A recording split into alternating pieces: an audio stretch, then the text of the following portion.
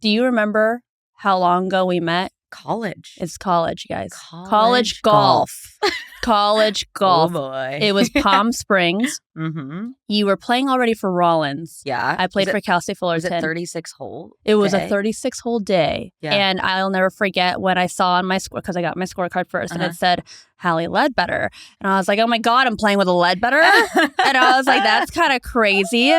And I don't know if you recall this, but my college coach who played on the LPGA tour was coached by your dad. And so she was super excited. Yes. She was like, oh my God, I watched Hally grow up and this and that. And so that was when we first met. And I don't even think you remember this. We both hit it into the water on the first hole. Checks out. Yeah. Checks out. I snap hooked it. Hally sliced it because she's lefty. Yeah. And then we both somehow parred the hole. Wow, look at us. I know. We dropped it and parred it. We were not like, in my opinion, unless you recall something different, we were not like the bubbly, fun people that we are now. No, absolutely not. I legit we didn't talk. No. And I took golf so seriously, Tish. Like, me too. We weren't really like, we weren't as funny as we are now, and we didn't smile. We probably wasn't very fun. No, we'd have way more fun playing now. Oh yeah, now it's a different story. That was 12 hours of not speaking, which was crazy.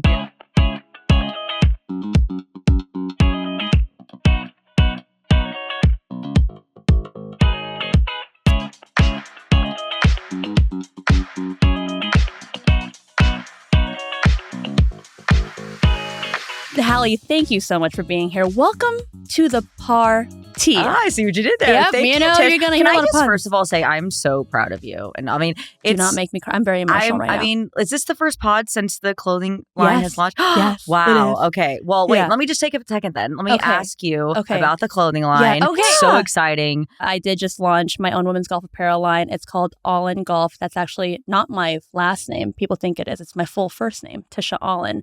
And when you phonetically say it, it's all in. It's awesome. And so what a great name. And so that was a play on name. And for me, a little over a year ago, I hosted my first junior girls event. It was at Top Golf. We had a great showing, and I really wanted to make the girls have an unforgettable, moment.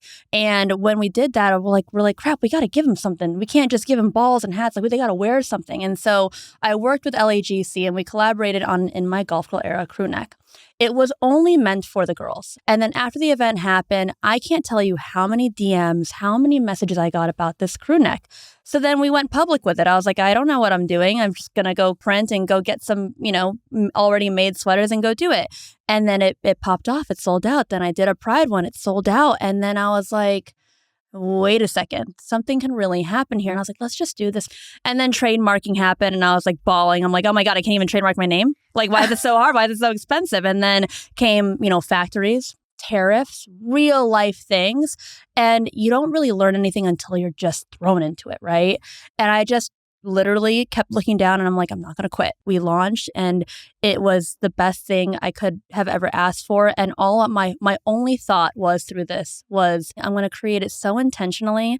I'm going to create a community behind it, and I'm going to solve problems. I'm going to create hats that have tea holders, because God forbid we go to the shower and we got teas falling out of our hair. Been there. Right? I have a little holder in my shower for teas. No, I mean, you can definitely tell through all the pieces. It's very intentional. You guys just absolutely crushed it. So Thank you. I got to stop my promo now. But anyways, thank you so much for asking. Gosh, of course. So I actually have a fun little game. It's just rapid fire questions. Okay. This is kind of like our icebreaker, although we've known each other for like 10 years. Yeah. But here we go. Let's do it. Okay, rapid fire questions. Here we go. All right, you have to choose your dog or your man's.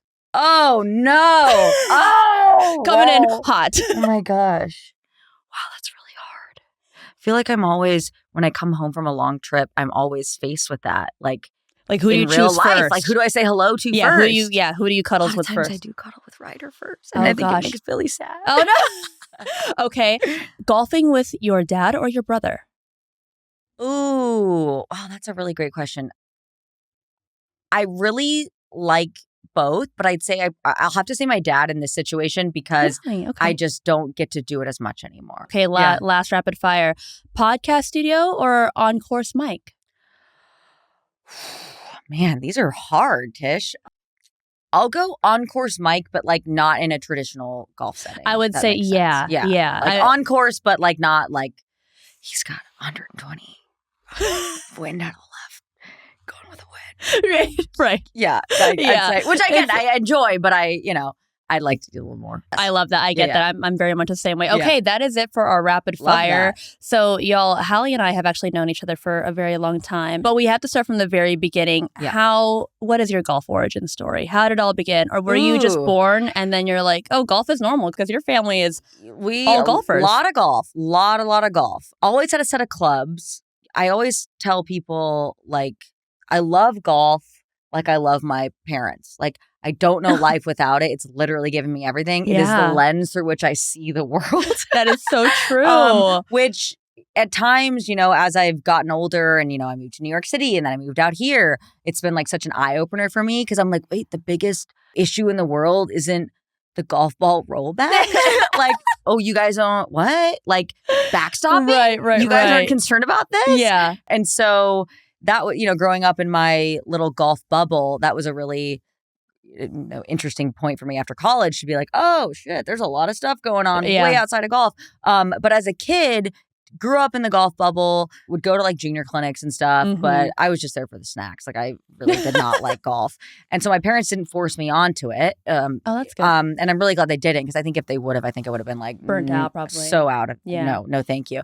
But so I rode horses. I did competitive horse jumping. No way. Like till I was like 13, 14. Yeah, because my whole family plays golf, and my dad's brother's whole family in England does show jumping. So that was so and growing up with two brothers, I have two beautiful cousins and that were 7, 8 years older than me. And I was just like, I just want to be like Kate and Hannah. Like, I want to ride the ponies over the fences.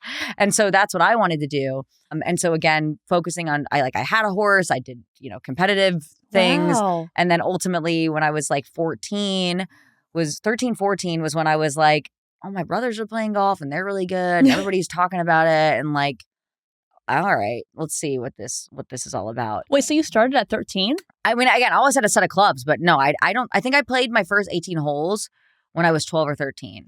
That's a late start, but you were just always around the conversation of it, just never really played it. Yeah. Exactly. Wow, yeah. That's interesting. So, yeah, I remember I shot 136 for my first 18 holes. Oh, snap. Rough. It was rough. It's okay, but it's the first. First 18 holes. Can only go down from there, but down, up. Truly. Up, but down. Up, but down. Yeah. But I am a very, for better or for worse, like a very all or nothing person. So as soon as I was like, I'm going to play golf, you know what? I'm going to be a professional golfer. I very much was just like, I go all in on things. Yeah.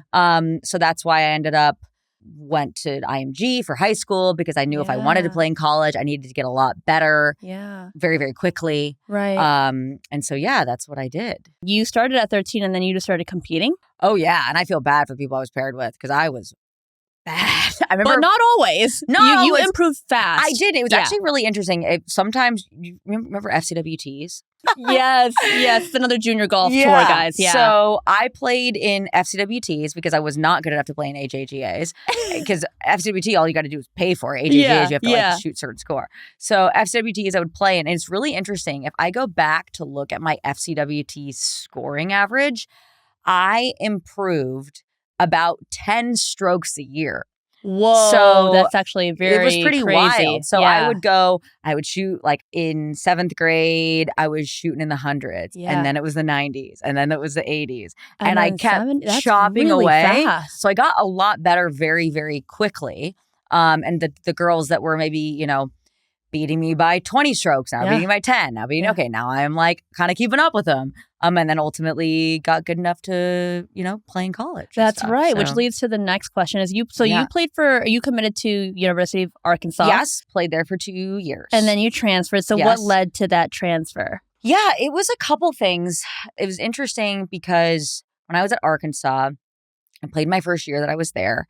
And my second year, I had a torn labrum / I wasn't good on the enough. Shoulder. Yeah. Okay. Yes. Yeah. / I literally probably wasn't good enough to make the lineup because we had Gabby Lopez join our team, who's now Emily Tubert too. Yeah. Now, really incredible players. Right. And so for me, I had a really difficult time making the lineup, but I also, whenever we'd have qualifying, I would put so much of my self-worth was attached to golf. Yeah. That like I literally would be shaking in qualifying because Dude, I get it though. You know, I was so nervous and I was just like, if you don't make this lineup, you're worthless.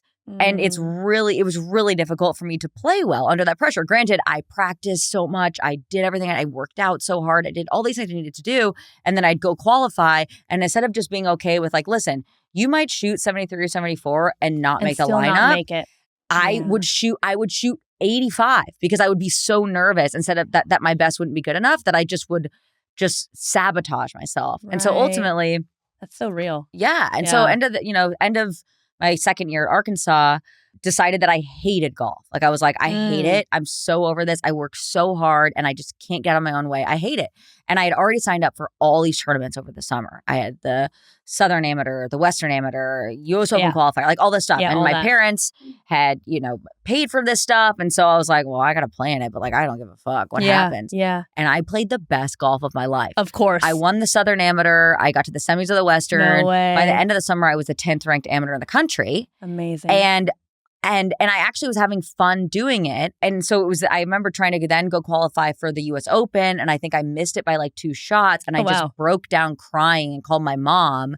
And I was like, I don't think I can go back to Arkansas. Like I want to play. And I needed more going on in my life than just golf. So ultimately ended up transferring to Rollins, which is a D2 school. But I felt like at the time I was thinking about, I still maybe wanted to turn pro, but I was like, I just need a change of scenery. I need to just reframe what golf is in my life. Ended up going to Rollins, was on the student athlete committee, did a college radio show. My coach was very much about explore your other interests.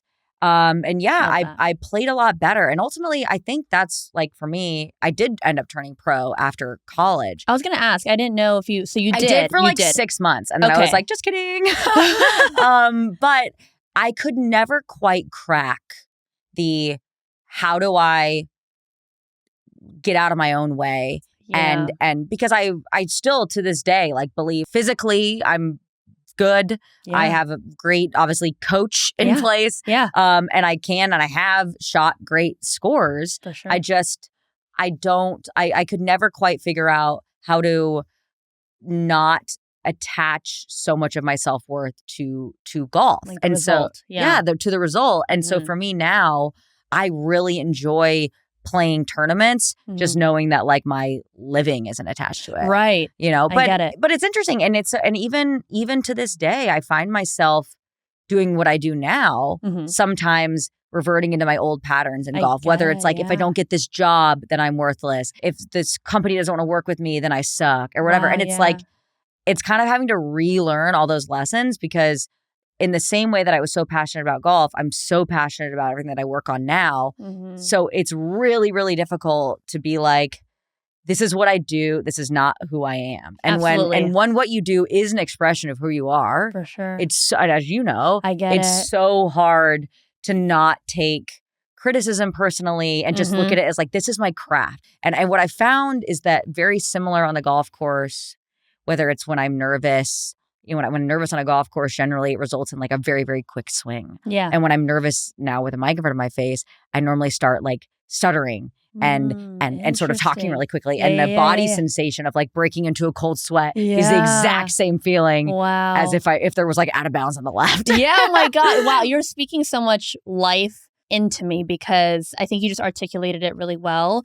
Like I actually didn't realize how similar our experiences were from transitioning from professional golf to what we do now. I am the same way. It was life or death for me when I was a junior golfer and coming into my professional golf. I had a little bit of success on the mini tour circuit, but I still would beat myself. Yeah. And that same mindset carried me over to what we do now, being a media personality. So I feel you. I truly believe more than ever, and I've been recently talking to, some girls that are graduating from Rollins. Like I truly believe that doing what you love for work is a real privilege. It is. And it may take a really long time to get there. So like when you're just coming out of college, it's an experiment, right? Like you think you have an inkling. I was like, don't get so caught up in the titles. Go towards the feeling of what you really love to do. And then slowly but surely, maybe the job that your first job ever, 10% you absolutely love. And then your next job is 20% of what you absolutely love. And then you get closer and closer to like loving everything. And listen, you're never going to love everything. There's always going to be. There's hard days. Like I use my dad as a perfect example of someone that genuinely loves his job, you know, like loves everything about his career, except, you know, there's certain events that he'll be like, oh, I really don't want to go to that. But he has to go. But I think it's really hard when what you do for a living you are so passionate about and it is an expression of who you are as a person. Right. It's really, really difficult to separate it from who you are. Like, I want to bring it back to how you even got into the media. So at what point did you realize you wanted to step into the golf media world? You were at Golf Digest, right? So bring me back. Well, I think I always really wanted to. Like, I think when I was younger, I always joke, and this isn't really even a joke. Like, I genuinely thought the Golf Channel show, The Morning Drive, was the news. Like, I was like, Stop, what? That's so funny. Yeah, like I was like, oh man, like what is Damon Hack gonna tell us today? Like this is the BBC. And so for me, I was like, I'm gonna live in Orlando and I'm gonna host the Morning Drive. Morning Drive doesn't exist anymore. Like there's literally no one even would watch it. It would be impossible to host the Morning Drive because it does not exist. But so for me, I always thought that was really cool. And I would go with my dad on shoots and I was always just really fascinated by it.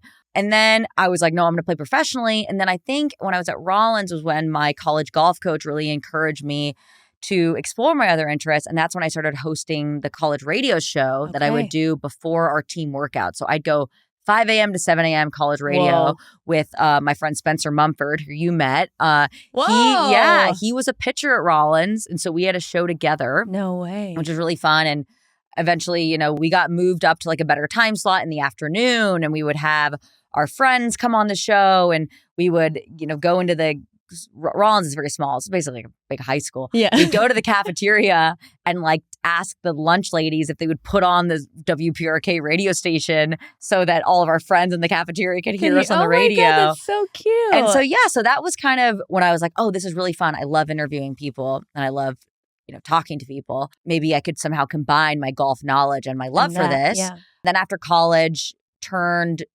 pro for a little bit. Hot sec. I did an internship to complete my degree in New York City. Okay. And when I was there, I got connected via social media with Ashley Mayo, who at the time was at Golf Digest. And so her and I played golf at Bethpage Black.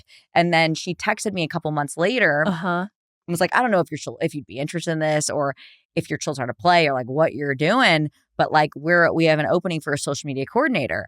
And when I found myself way more excited about moving to New York to go work for Golf Digest and work with her than living with my parents and continuing to pursue professional golf, I knew that was kind of the move for me. Right. So I ended up going to Golf Digest.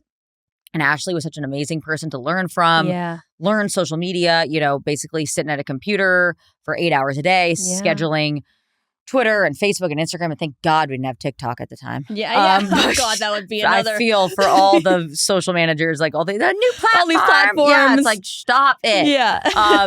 So that was a really great way to just learn, especially with I'm doing, whether it's for myself or for brands or whatever, just having a really understanding of like, okay, well, where is this living? And even like when you're shooting stuff and I'm like, the camera, you're really tight on me. Like this is going to be 9x16. So back it up. We need some headroom. Yeah. So, you know, that's been really helpful just having that understanding of like, where is this living and who are we talking to and how do we design content?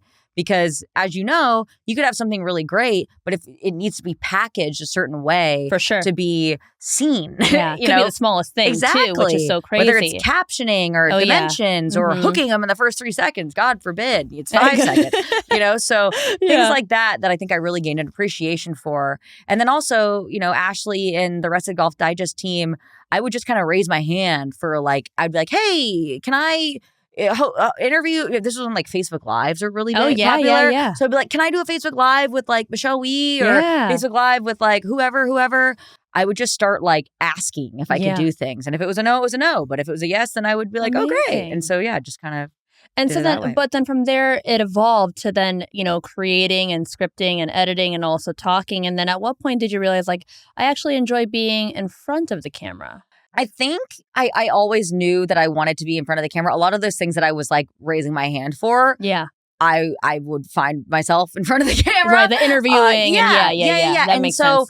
And if I'm completely honest, I think it had probably started as a bit of an ego thing and seeing the Golf Channel people and like wanting to be on camera and wanting to be seen like that. But what I found more and more over time, I'm almost going back the other direction. Like I now, like if I can't make it better, then I don't want to be on camera. And I find it just as, for me, it's all about working with other creative people and coming up with really cool stuff. And if I can be in it and it makes sense to be in it, then great. But if I can't make it any better or someone else is better than me, by all means, let's have them do it because I now just enjoy like making content. Yeah, well, that actually segues into my next question. But before I ask that, what do you enjoy more of now? Because you're in this really unique position, right? I mean, I feel like the most successful people in our world are multi-hyphenates. And I strongly believe that you are that. You are multi-hyphenate in so many ways. You succeed in many different realms, whether you are directing, scripting, creating, editing,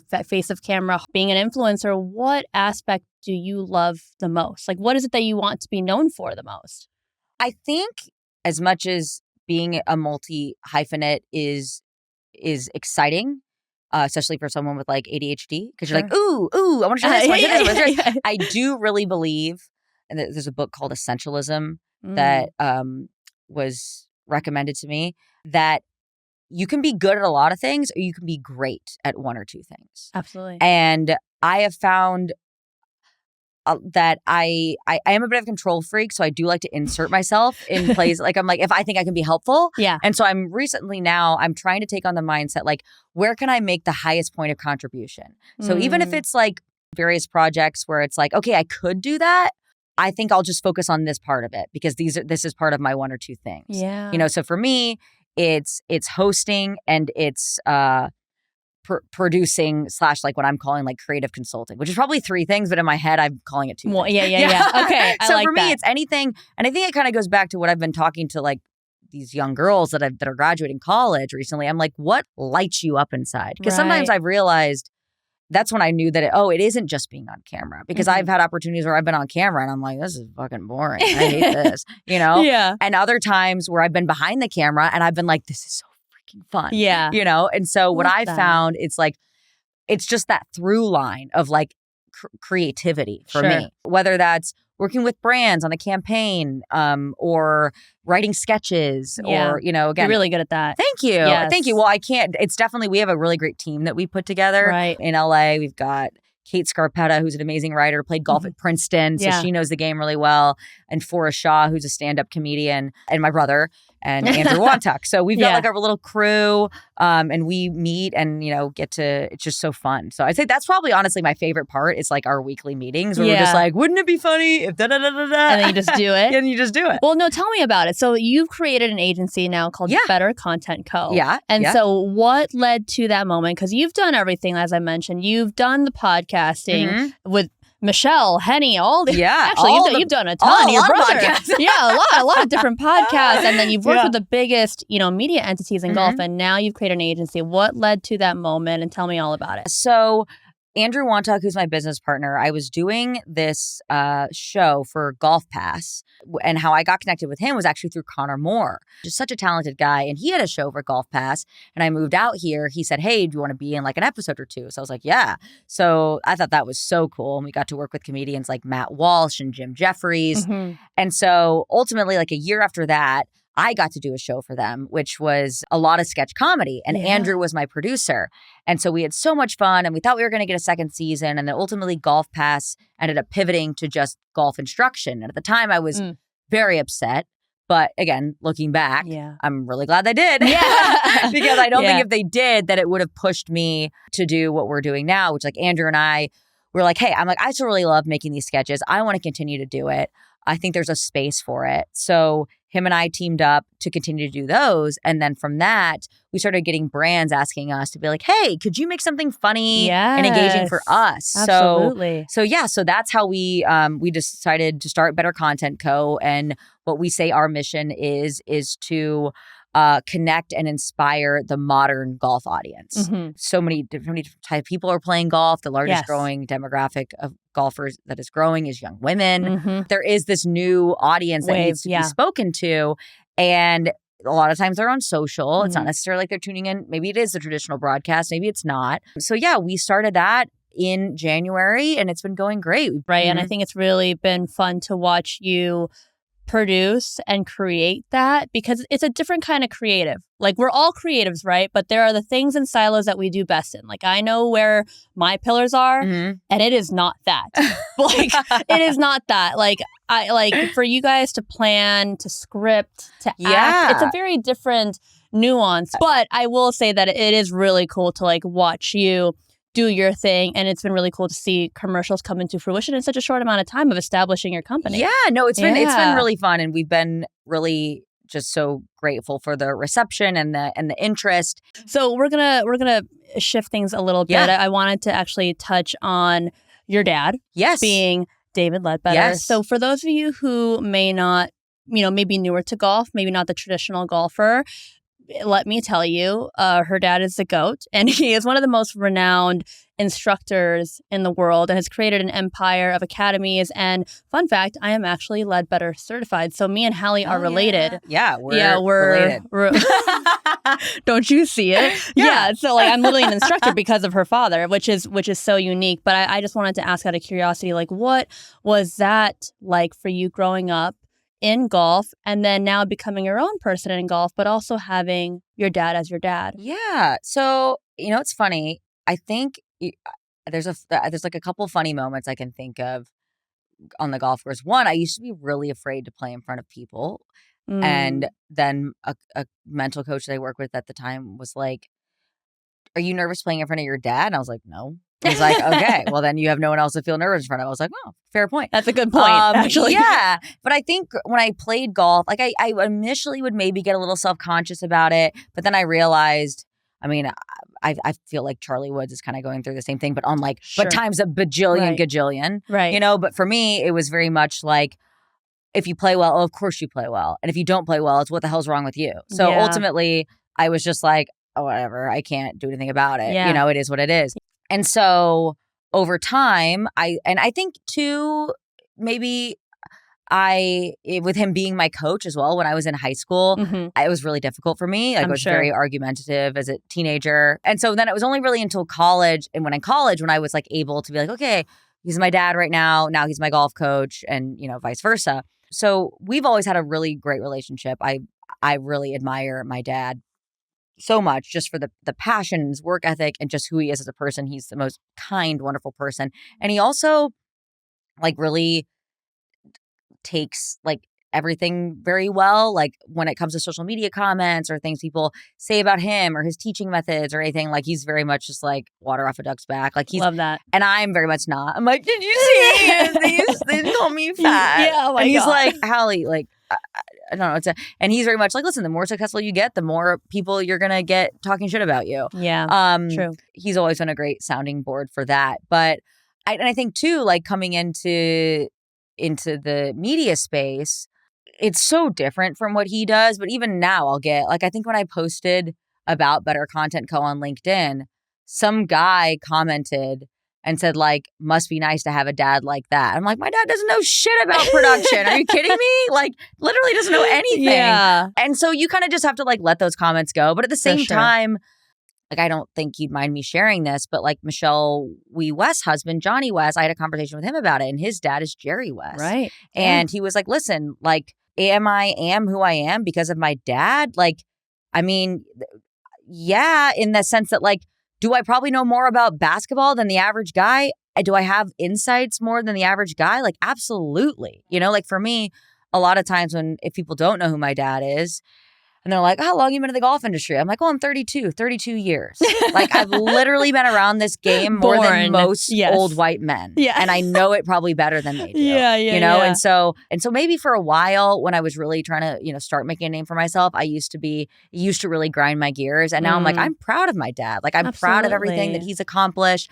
My mom played in the LPGA. She's fantastic. I'm really proud of my family. And while, yes, I've definitely had advantages and, I used them in the same way that like, my dad, he was going to like, I think of how I like, one of my best friends in the world is Amanda Balionis. And I met her because in college, my dad was going, I don't know, it was like Royal Liverpool at the time, like some British Open. And I was like, Dad, can I come with you to the British Open and intern? Can I just like email around? And he's like, okay. So, we ended up finding I interned there. I held I got coffee for people and I held an umbrella over Amanda Balionis's head. Oh, no way. And that's how I met her. Yeah. And so you look back and it's like, yes, would I have had that opportunity if I didn't have my dad and he wasn't able to ask, like, hey, can my daughter come and hold an umbrella over Amanda's head? Right. Like, for sure. But it's not like my dad was like, hey, Golf Digest, like, give Hally her own show. Hey, and so, yes, I'm not shy at all to say that I have used my name to my advantage. But I also think that I have a very unique take on things and I know a lot of shit because of my upbringing. So I think you said it like really well. And like I have grown up in golf, so I have known of your dad's name for a while, but I can attest for anyone who is just now looking at Hally's stuff or whatnot. Like I feel like, Hally, you have made such a name for yourself outside of your dad. And like you started this pod saying like how happy and proud you are of me, but I'm going to return the favor because I am so proud of you. Like what you do is so different. And yeah, you may have had these opportunities to go to these places, but like the amount of initiative it takes to be able to accomplish what you've had, cold emailing, just having the courage to just come up to people, meet and just shake hands and keep doing it for years and years and years so that you can have the opportunities that you have.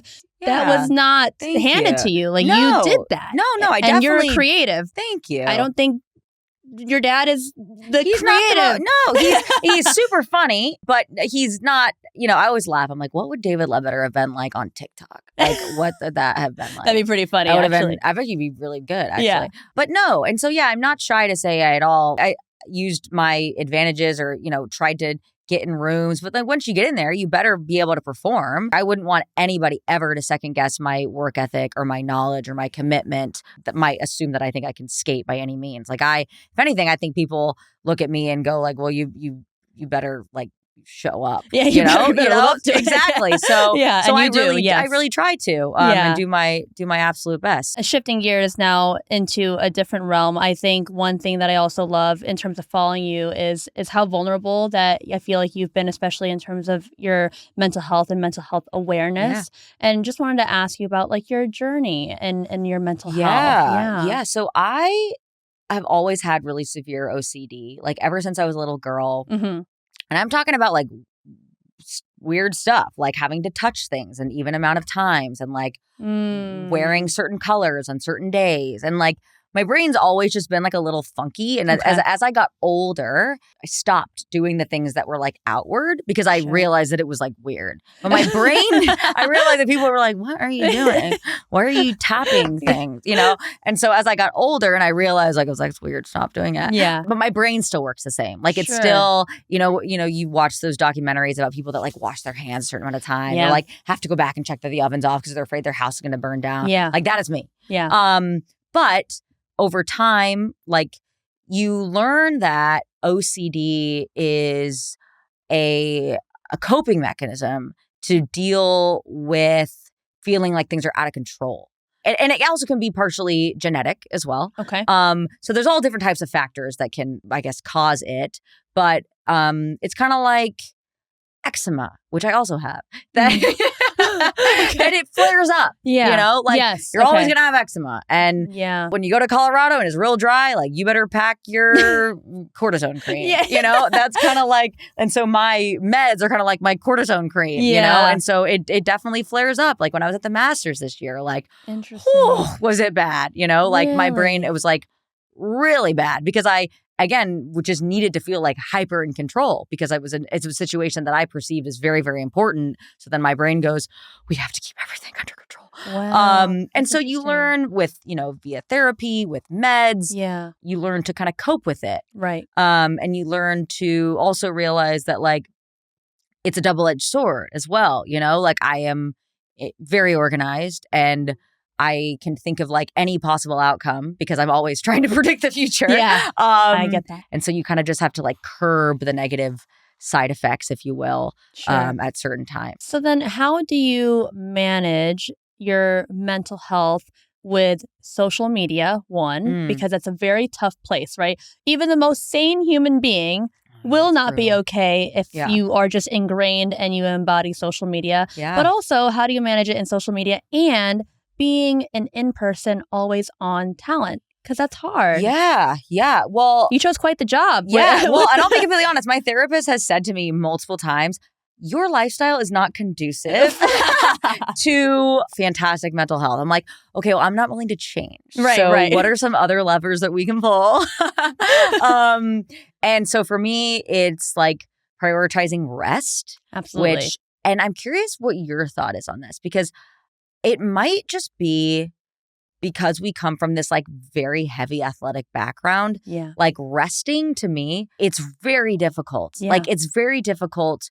And I really have tried to switch my mode instead of like glorifying constantly feeling drained and stressed and being like, that's what makes a champion. Because for whatever reason, I've really internalized that you have to be at your wit's end at all times to make sure that it means, because that means that you're giving it all. Right. Your all. You gotta grind. You gotta grind. Yeah. Team no sleep. Yeah. And like, I've just realized recently, if I'm unhappy and I'm not enjoying what I'm doing, then what are we even doing here? Right. You know? And so like yesterday I called Billy and I was like, I've watched 3 episodes of Hacks and I feel bad. And he's like, Hally, like, it's almost like the opposite. Like you need to get mad at yourself when you don't let yourself rest. Right. I've had situations where I've been like so burnt out that then we'll be on a shoot and I literally will burst into tears because I got like some feedback that upset me. And it's just because I didn't like, I've not, then it becomes not fair to the people that have just hired you because now you're burnt out. So that's where I've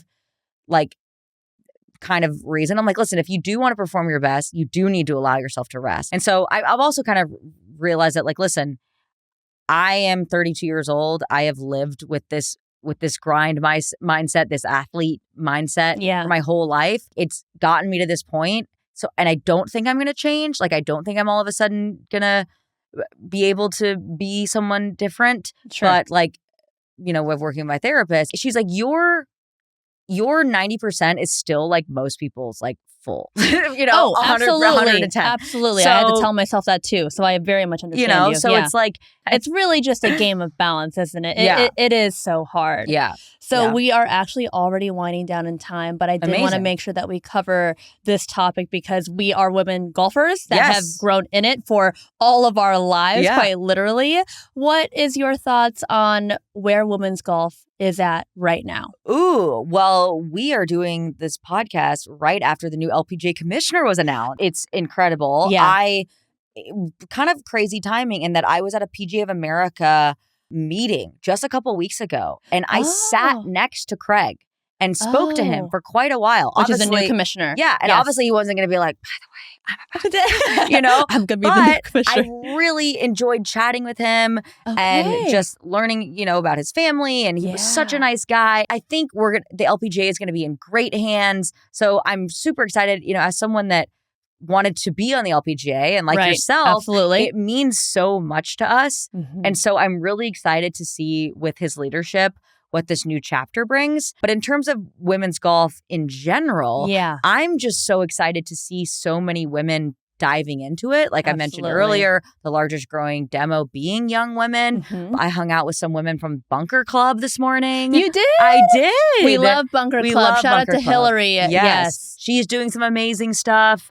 Obviously with your clothing line. Thank you. Which is so cool. And then we see companies like Nike looking to reinvest in women's golf. Yes. That says a lot. I think it's a really, really exciting time. Yeah, I think I'm just really encouraged by the growth of, I would say, casual women's female golfers. The everyday golfer. And then this new leadership in the LPGA is very, very exciting to me. What is something that you want to see more of in women's golf? Like if you were the commissioner and you can make the rules, what is something that you'd want to implement or change? Well, one, I'm hoping that Craig, given his very strong golf industry background, will have the ear of the PGA Tour a little bit more. And, you know, Grant Thornton all day. It's great. But like, I'd love to see more of that. I mean, I saw that Nelly Tiger Woods content. Like that was really cool. Yeah. That crushed. More content is what you're saying. Content, Guys more in the collab grass. events. Yeah. And listen, sorry, but most of the guys out there aren't the most interesting dudes. And there's a lot of really fantastic personalities on the LPGA. Yes, so let's agree. infuse those together. I would say a lot more